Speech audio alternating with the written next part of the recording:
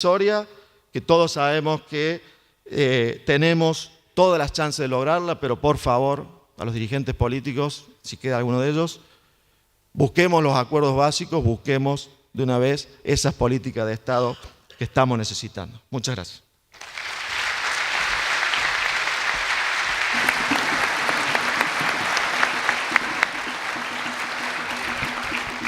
Muchas gracias, Marcelo. El turno del doctor Roberto Labaña. En el final de las exposiciones veremos si podemos hacer una puesta a punto y algunas preguntas. Bueno, muy buenas tardes. Gracias a la Fundación Mediterránea, Martina Mengual, por invitarme a participar nuevamente. Lo hicimos hace ya algunos años en esta reunión. Nos han dejado a Marcelo Capello y a mí un hueso duro de roer, porque el tema de instituciones y políticas de Estado es un tema francamente difícil. Marcelo lo ha hecho muy bien desde una óptica económica. Permítame a mí hacer algunas reflexiones por ahí de orden un poco más abstracto. Y probablemente más aburridas también. A ver, aquí hay dos componentes en el título de este papel: las instituciones y las políticas de Estado. En materia de instituciones no hay mucha discusión, no hay muchas dudas, desde trabajos de Putnam referidos a las ciudades italianas, bueno, italianas no, pero en fin, no en aquel momento, al menos en Italia en la Edad Media, cuyo florecimiento claramente está demostrado tuvo que ver con el tipo de instituciones que fueron capaces de desarrollar. Hasta trabajos mucho más recientes, el último, por lo menos el que yo he visto, de Ferguson, referido también a la enorme importancia, el valor que las instituciones tienen en términos de ayudar a procesos de crecimiento, de desarrollo, de bienestar social. Política de Estado ya es un término un poco menos preciso, por lo menos en mi visión, que el de las instituciones. El tema de las políticas de Estado son más etéreas, es un tema que aparece cada vez que hay elecciones y después termina borrándose bastante rápidamente. Y que claramente, por lo menos en mi visión, no debe interpretarse como un conjunto de técnicos que se reúnen a decidir cosas, o mucho menos de burócratas llenando papeles, sino que siempre tienen detrás algún liderazgo muy claro, un liderazgo con una visión del país, con una visión del mundo, con un sentido hacia dónde se va, pero a su vez un liderazgo abierto, un liderazgo dialogante, un liderazgo dispuesto a resignar aquellas cosas donde se lo convence que hay caminos mejores. Y los ejemplos últimos, bueno, Marcelo citó a dos, pero yo lo pongo en cabeza de algunas personas con nombre y apellido. Adolfo Suárez en España, Patricio Aylwin en Chile, y quizás ahora más cerca, todavía el proceso está en marcha, habrá que ver el resultado del Pacto por México con Peña Nieto encabezándolo. Entonces, sobre instituciones yo no tengo ninguna duda, sobre la enorme importancia, sobre política de Estado creo que a veces hay simplificaciones y que hay que precisar más de qué estamos hablando. Daría dos tipos de comentarios, que más que mucho detalle es casi una lista de cuestiones que creo que sería conveniente tener presente. Primero, sobre las instituciones. Vuelvo a manejar por separado por un momento los dos conceptos.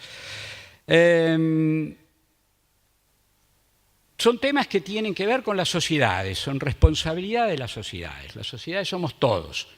lo cual no significa que todos seamos igualmente responsables. Las mayorías silenciosas en general terminan eligiendo en el marco de alternativas o de las opciones que le plantea o que le planteamos quienes de alguna manera estamos en la dirigencia política, en la dirigencia empresaria, en la dirigencia sindical, en los medios de comunicación, en los intelectuales. De manera tal que la sociedad somos todos, pero algunos tenemos responsabilidades claramente mayores.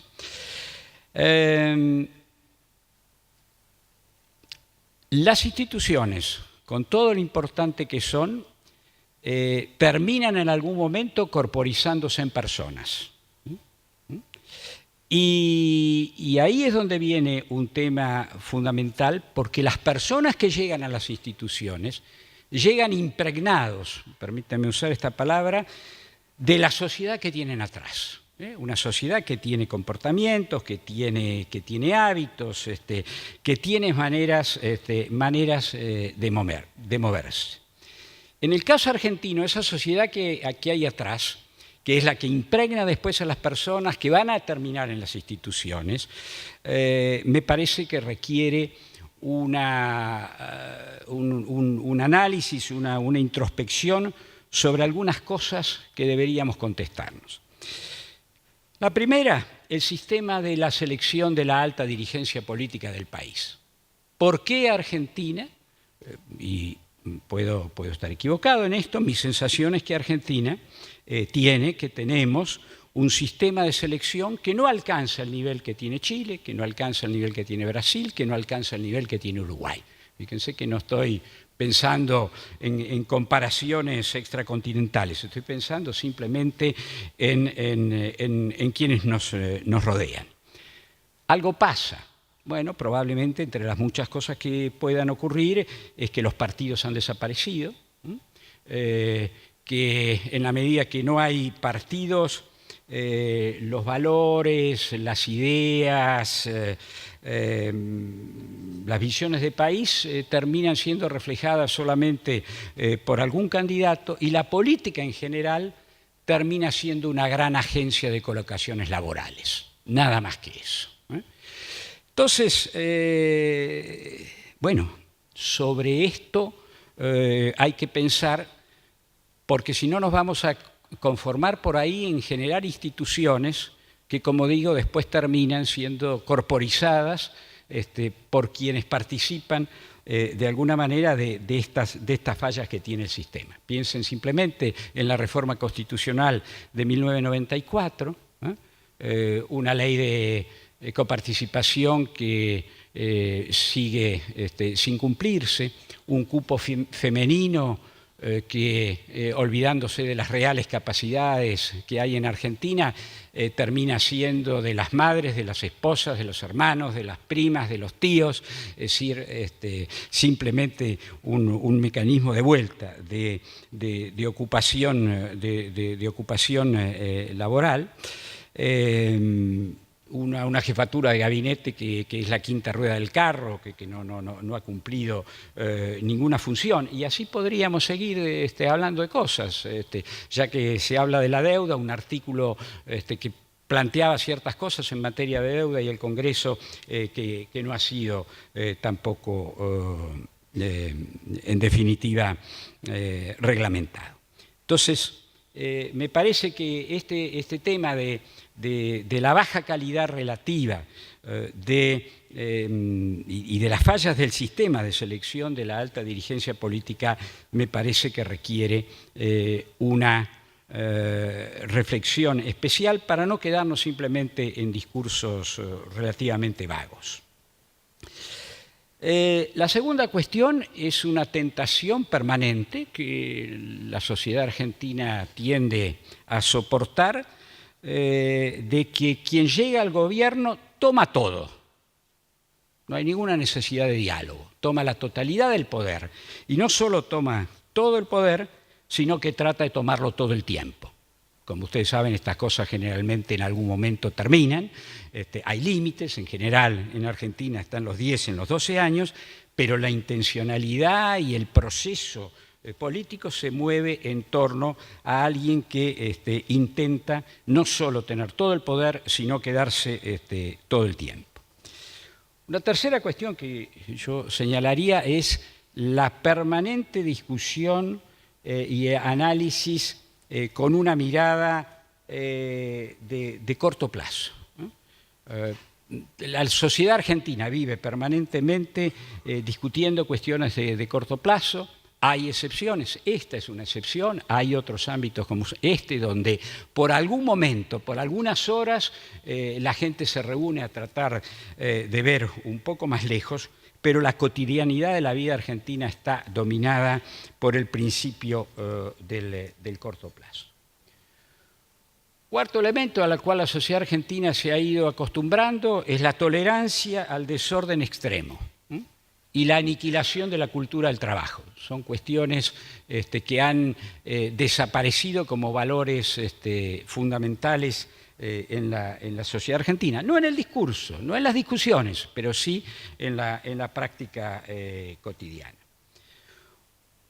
Otro elemento posible de citarse es, y acá se habló, lo tocó Federico Sturzenegger, lo tocó Marcelo, el tema del gobierno, de la calidad del gobierno, en definitiva, del gasto público. El gasto público se discute generalmente en términos absolutos.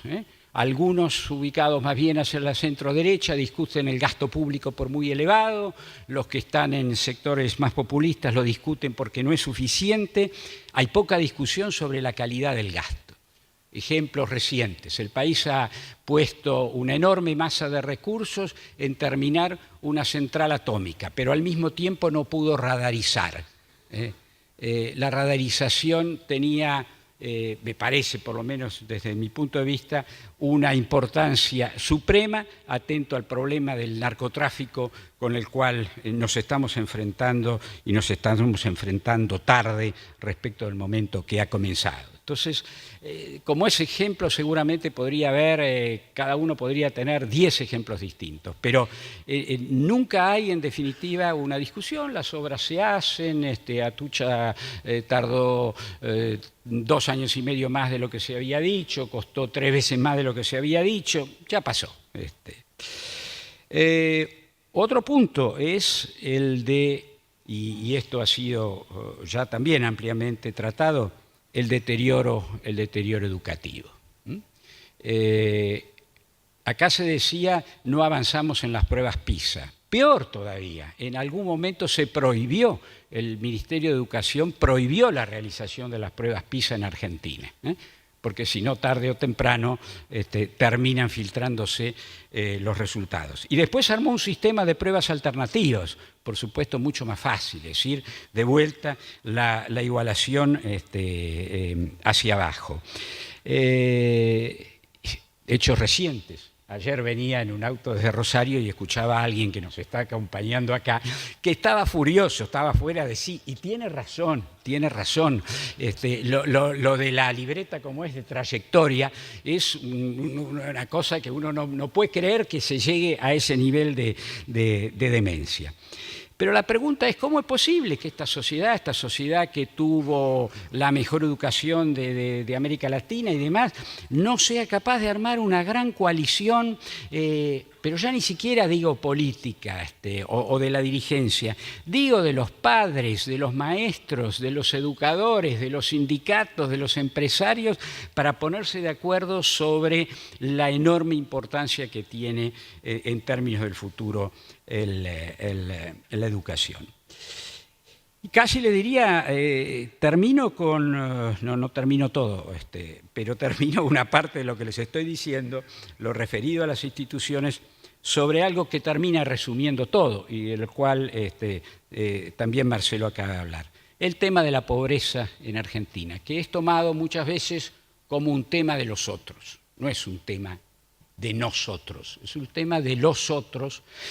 Y este es un enorme error, porque este es un tema de todos, es un tema que después se refleja en las bajas de productividad en la actividad económica, se refleja en cuestiones de inseguridad. El problema de la pobreza es de todos y esta sociedad y eso coincide con algunos de los gráficos que mostraba Federico sobre el momento de decadencia relativa de Argentina. En 1974 tenía 4% de los habitantes debajo de la línea de la pobreza. Y hoy tiene, bueno, yo tenía el último dato de la Universidad Católica Argentina, del Departamento Social de la Universidad, que daba 27%, Marcelo acaba de hacer recién un cálculo, en torno al 28%. De manera tal que en un periodo que no llega a los 40 años, hay, o está rondando los 40 años, hay un cambio estructural de la sociedad argentina extremadamente fuerte. Entonces, digo, estas cosas que pasan en la sociedad argentina de manera permanente, las tenemos todos sobre nuestras espaldas y nos